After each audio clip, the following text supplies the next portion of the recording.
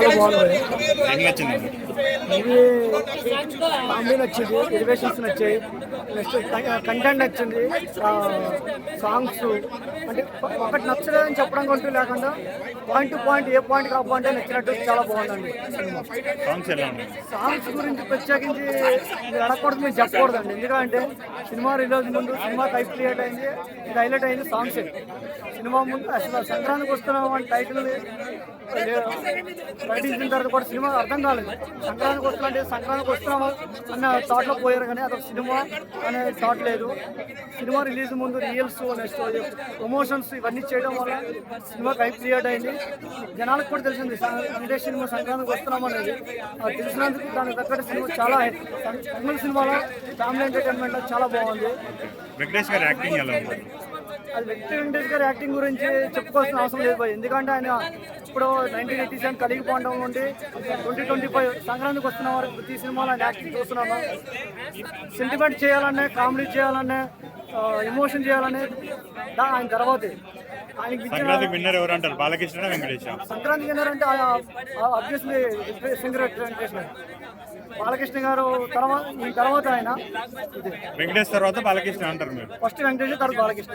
2019 వినయ విజయరామ కథానాయకుడు ఎప్పుడు వచ్చి సంక్రాంతి విన్నర్ గారు వెంకటేష్ గారు, అప్పుడు వెంకటేష్ గారు.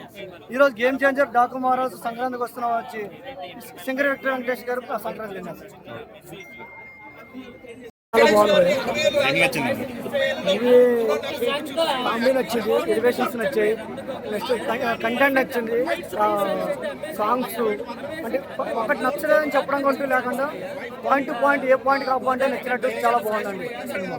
సాంగ్స్ ఎలా ఉన్నాయి? సాంగ్స్ గురించి ప్రత్యేకించి మీరు అడగకూడదు, మీరు చెప్పకూడదండి. ఎందుకంటే సినిమా రిలీజ్ ముందు సినిమా హైప్ క్రియేట్ అయింది, ఇది హైలైట్ అయింది సాంగ్స్. సినిమా ముందు అసలు సంక్రాంతికి వస్తున్నాం అని టైటిల్ ప్రకటించిన తర్వాత కూడా సినిమా అర్థం కాలేదు.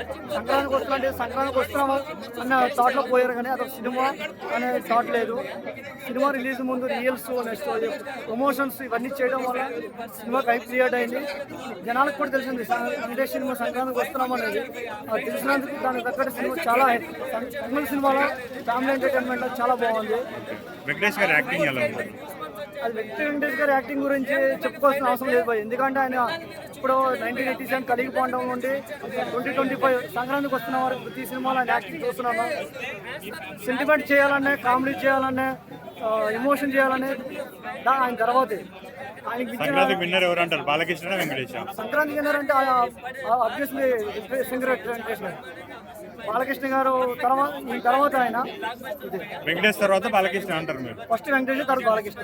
2019 వినయ విజయరామ కథానాయకుడు ఎప్పుడు వచ్చి సంక్రాంతి విన్నర్ గారు వెంకటేష్ గారు, అప్పుడు వెంకటేష్ గారు.